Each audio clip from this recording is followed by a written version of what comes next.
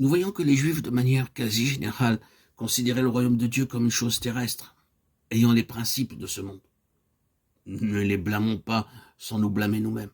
C'est une chose que nous devons combattre. C'est une chose qui se trouve dans nos cœurs. Oh, vous pouvez ne pas attendre par votre prédication de Christ qu'un royaume temporel soit établi. Vous ne recherchez pas une couronne littérale et un trône pour vous y asseoir.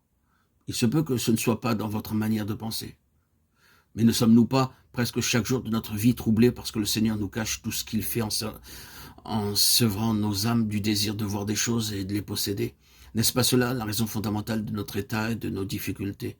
Nous voulons voir, nous désirons posséder, nous voulons des preuves et des évidences. Nous aspirons après tout à un royaume qui puisse être apprécié par nos sens, notre vue, notre ouïe, et par nos affections. Un royaume tangible, comme la réponse de manière concrète à tous nos efforts et à notre travail. Cependant, à l'opposé de tout cela, des tensions terribles s'exercent sur la foi, et parfois même provoquant-nous de sérieuses crises. Pourquoi le Seigneur ne fait-il pas ceci ou cela alors que nous pensons qu'il devrait le faire? C'est simplement cette âme insatiable qui veut des preuves et des démonstrations.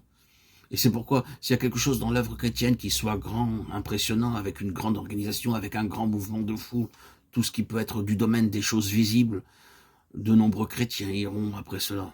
L'ennemi peut entraîner des multitudes en imitant l'œuvre du Seigneur dans le domaine des manifestations et des preuves externes. Nous sommes si influençables, nous voulons posséder. C'est exactement le même principe qui a gouverné les chefs dans le passage des actes. Ils n'étaient pas d'accord pour que ce principe de la croix s'applique de cette manière et les dépouille de tout ce qu'ils étaient en eux-mêmes. Acte 13, 27, 15. Maintenant, nous voyons que cela nous introduit dans cette question de la voix des prophètes. Quelle était la chose qui revenait souvent dans la prédication des prophètes? C'était connaître le Seigneur. Ce qui manquait parmi le peuple de Dieu à l'époque des prophètes, c'était la connaissance de Dieu. Nombreux étaient ceux qui suivaient le Seigneur à cause de tout ce qu'il pouvait faire pour eux, mais pas à cause du Seigneur lui-même, car c'est là un autre domaine. Qu'est-ce que le Seigneur attend de vous et de moi? Veut-il en premier lieu que nous fassions des choses?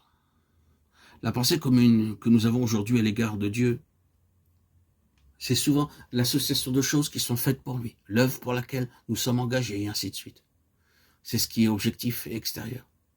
Mais le Seigneur n'est pas premièrement préoccupé par la quantité de choses que nous pouvons faire pour lui. Il est beaucoup plus sensible à ce qui est fait et qui procède d'une connaissance de lui-même.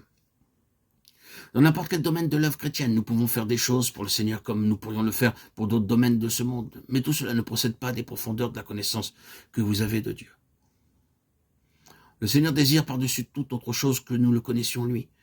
Que le sage ne se glorifie pas de sa sagesse, que le fort ne se glorifie pas de sa force, que le riche ne se glorifie pas de sa richesse, mais que celui qui veut se glorifie d'avoir de l'intelligence et de me connaître. Jérémie 9, 23, 24.